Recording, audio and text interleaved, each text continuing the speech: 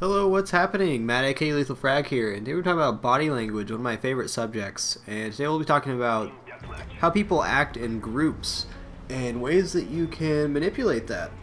I spent a lot of time traveling when I was a kid, and I was always fascinated with people in airports. It's really interesting if you sit back and you actually watch how people interact with each other in a group setting. In an airport's kind of weird because everybody's kind of on their own destination. It's completely personalized. They're there for their own means, but they're stuck with this large group of people that are doing the exact same thing. You'll notice people don't interact that much in an airport, but it does give you a pretty unique view on the group setting of people. So I'll just give one example here of the tells people have in group situations. People as a whole are pretty personal, pretty introverted.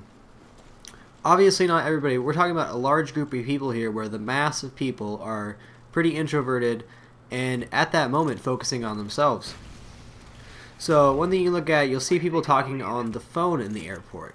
And if you see that they're relaxed and talking on the phone, you can assume that they're talking probably to, a close friend or an acquaintance, that they have a, just a regular relationship. Now, if you see somebody that's tucked in a corner or hunched over with their phone, leaning to the side, you can assume that the person that they're talking to, they have more of a personal relationship with.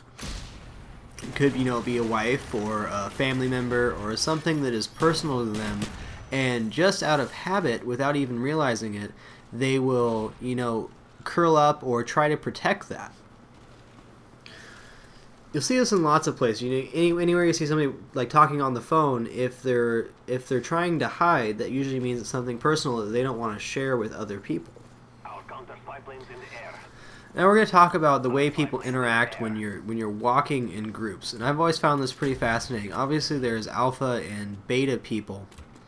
But there are people that can switch between the two, and whether we want to admit it or not, as soon as we see somebody, we instantly stereotype them.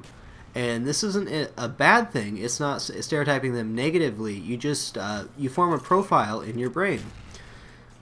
And you do this every day. Every time you see somebody, you do it subconsciously. And it's not to point them out or think bad things about them. You just think, okay, well, you see somebody that's sitting on the computer and they don't really look like they want to talk to anybody. Okay, maybe that person's shy. Maybe they don't want to interact. Maybe that person's more introverted. If you see somebody talking with a group of people, you instantly stereotype them and think, okay, that person is a social person. That person is somebody that likes to interact with other people. And we do this on a daily basis. And in addition to that, some people command a lot more presence than others. And you'll notice these people, especially in large groups. If you watch people walking in different directions, you'll see there are certain people that other people they spread and they avoid them. And it's not because they want to get away from us, they demand more presence and they want to get out of the way of that person because what they're doing is important. It's a really interesting trait to watch people do that, and I've experimented with this walking in groups. Some things that you can do, and it's really interesting if you try this out for yourself.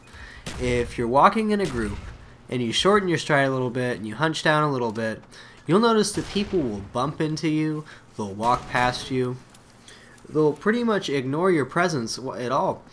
And if you take the other way around, and you take slow purposeful steps with a longer stride while standing up straight, if you furrow your brow a little bit, people will instantly get out of your way when you're walking in a group, and it's really cool. Notice this when I was in Vegas as well. Anytime you're in a large group of people, if you exude confidence and you exude that you're doing something important, people will naturally, without ever even thinking about it, they will just get out of your way and let you do what you want. It's a really interesting trait, and I don't necessarily think this has that much to do between alpha and beta people. I think it's just our own perception on what we view and what we stereotype as on an everyday basis. Obviously, it's easy to put people, in boxes, and there's a lot of negative stereotypes. I'm just talking about the way your brain works and processes interactions. You obviously get a first impression anytime you see somebody, And I can usually tell within the first couple minutes of talking to somebody whether I want to be, friends with them or acquaintances or whatever. And it's just our, our mind's natural way of compartmentalizing all the people that we meet and, putting stamps on them. And that's really how we stay sane. That's how we differentiate from one person to another. So going back to airports and watching people, you can see just about every aspect of, group body language in an airport. There's so many different outlets for that, so many different people going different directions and doing different things. You can really observe everything in a group setting just by sitting in an airport. And this is what I've always chose to do with my time, or most of my time in airports, rather than reading a book or sitting on a laptop. I enjoy watching the people and seeing how they interact, and noticing how people interact with each other, and how they react to people's body language. You see this, okay, I was in an airport and somebody got really angry at the person that was checking the tickets because they had a problem with their ticket. Their flight got delayed, and there was a group of people standing behind that person, and as soon as they got angry, everybody took a step back, and nobody was scared, but at the same time everyone wanted to separate away from that.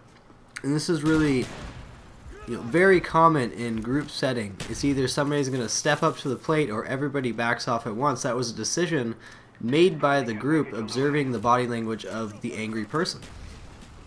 So there's all sorts of little things like this in body language, and I really enjoy studying other people.